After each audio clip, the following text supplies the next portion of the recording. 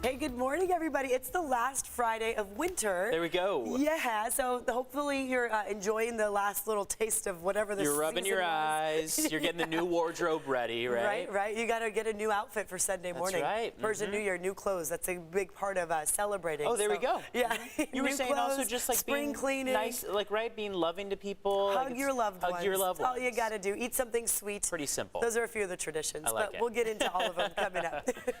Well, we are off to a little cloudy start to the morning. Here's a live look outside from Mount Soledad looking toward downtown. You see that cloud layer? Quite expansive, not quite as intense as, say, Wednesday morning, but more impactful than just yesterday morning where we were under mostly clear skies. Looks like Coronado's one of the spots that's dropped down to about 5 miles of visibility. Beyond that, though, we're seeing mainly 10. So looking at good visibility right now. However, we still have another hour before that sunrise. Post-sunrise, we'll have temperatures warming up to the 70s along the coastline. A couple clouds hanging out with us. Mid-70s inland, and it looks like into your Saturday and Sunday, we'll see a few clouds roll through and a small chance for showers from late Saturday night into early Sunday. Let's talk about traffic this morning. There is a stalled vehicle that we are tracking on the left-hand shoulder of the 125. That is as you get onto the 54. Right now, not causing any major backups or delays in that area, and it doesn't look like there are any other crashes or collisions that we're tracking here at 6:02.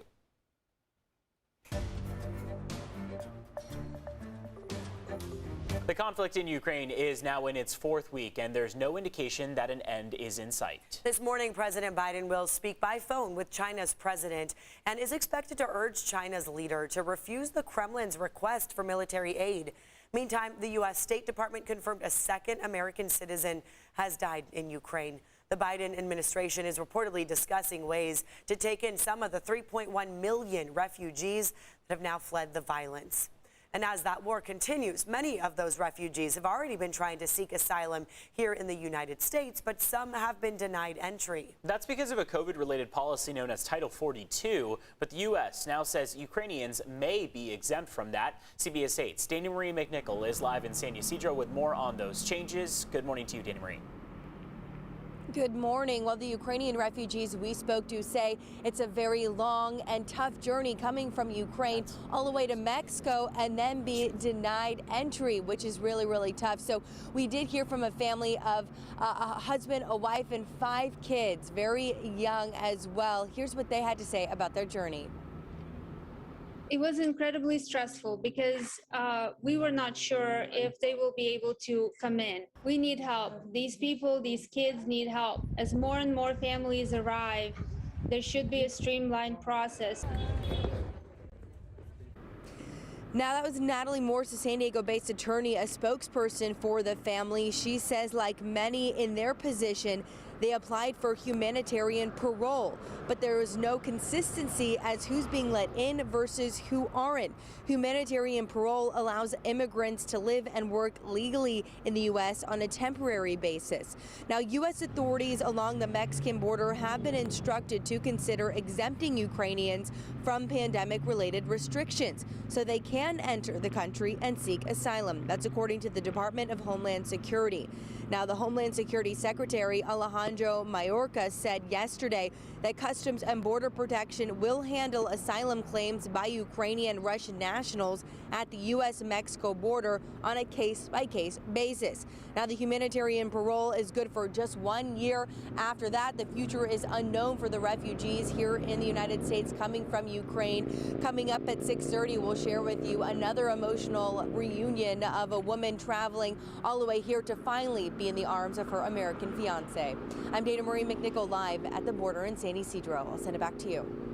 All right, Dana Marie, thank you for that. The Spreckles Organ Society showing solidarity with Ukraine and its refugees. They'll be hosting a musical tribute to peace, dignity, and democracy for Ukraine. So this free concert will be at the Spreckles Organ Pavilion in Balboa Park. This is tomorrow at 5:30 p.m.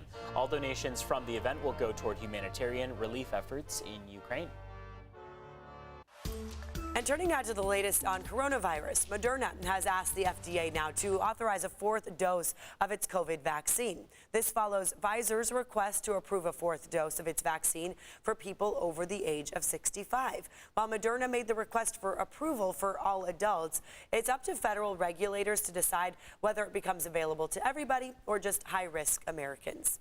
With COVID cases flattening and hospitalization rates dropping here in San Diego, UC San Diego Health making some changes now. Starting on Monday, the hospital will not test patients when they first arrive, and testing will be optional for vaccinated employees while still required for unvaccinated employees.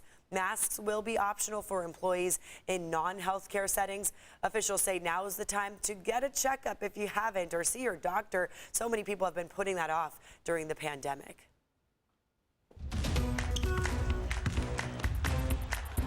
Well, March Madness has now turned to March Sadness for some San Diego State fans. The Aztecs fell to Creighton Blue Jays in overtime of their opening round game yesterday. Yes, such sadness. But for others here in San Diego, the excitement just getting started. Today, Viejas Arena hosting its own games of the NCAA tournament. You may have noticed just groups and groups of people in their own colors here in town representing their colleges. CBS 8's Chris Grown live at SDSU to explain what we can expect for today. What's up, Chris?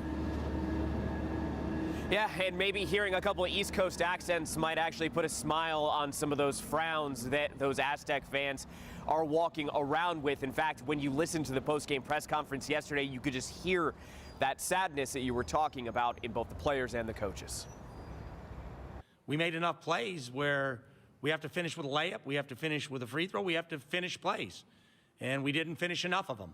I mean, we were up with 2 minutes, and I feel like we just gave them the game, like we had it in our hands. But like Coach Dutch said, that's credit to them. They made plays down the stretch. They made plays when they needed to. We just came up a little short. And the Aztecs really did come up short. In fact, it was Matt Bradley who had a chance to give the Aztecs a lead at the end of regulation. 10 seconds left.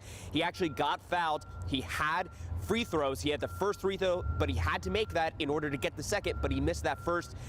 Creighton was able to rebound, go down, and they actually were able to tie up the game. So in overtime, again, Aztecs, it almost seemed like they were so down about not being able to close out the game. Creighton was successful. They were actually able to pull ahead by 2, and in the end, it was actually Bradley again who turned it over. So a crushing loss, 72-69. They lose to Creighton, and again, another early exit from the NCAA tournament. But the NCAA tournament does not end here. In fact, we're going to be seeing games played in Viejas Arena. That includes the likes of the #1 seed, the University of Arizona.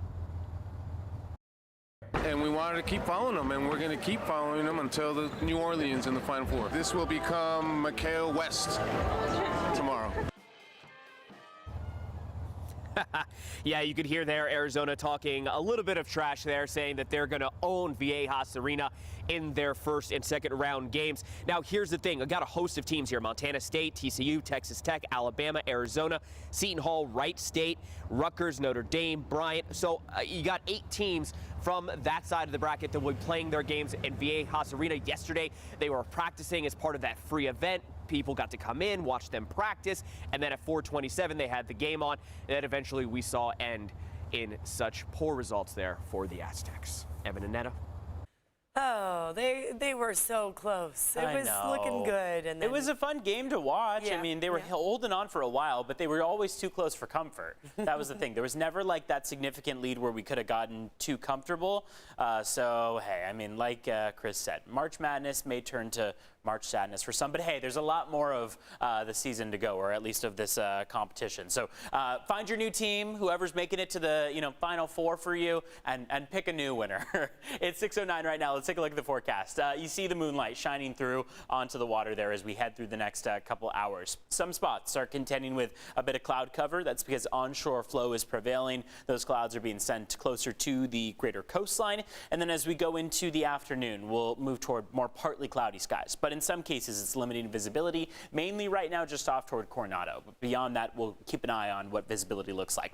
For the afternoon, we're looking at temperatures in the 70s along the coast, mid and upper 70s inland, 60s for your mountaintops and upper 80s for the deserts. But walking out the door right now, we're still chilly. We're at 36 degrees right now in Ramona. Good idea to have that jacket on hand. The greater coastline is in the low 50s. So again, it is cold out there, but around average for this time of year. A jacket will absolutely be helpful for you. By the afternoon, you will definitely be able to take that one off. 44 in Poway right now, 50 in San Diego. One of the warmest spots right now is Del Mar at 54 degrees. And you can see that 24-hour temperature change shows that we are roughly in line with where we were yesterday at the morning hours. So here at 610. We are 3 degrees colder right now in Oceanside. We're the same temperature in Carlsbad, 1 degree colder in Poway, 1 degree warmer in Del Mar. And then notice that transition once you head off toward the eastern half of the county. Borrego Springs, Ocotillo Wells, 14 degrees cooler right now than this time 24 hours ago. So over the next 12 hours, we're going to see those temperatures warm up into the mid-70s. We've got plenty of sunshine expected, a few clouds along the coastline for the most part. And then as we go into your Saturday, we'll start to see those clouds thicken quite a bit. Some showers will roll through late Saturday night into early Sunday. That's the time frame we're watching out for, maybe a few 1/100ths of an inch across the coastline and a couple 10ths of an inch toward your mountaintop. So details on that are just a few minutes out, but again, not going to be all that impactful from late Saturday into Sunday. Just a little bit drizzly at times, maybe a damper start to our late Saturday and then early Sunday. Let's talk about traffic. We are still just tracking this one stalled vehicle that is on the 125. This is from the 125 as you get onto the 54. Looks like we are not seeing any slower speeds associated with it. CHP on scene working to get a tow truck there as well.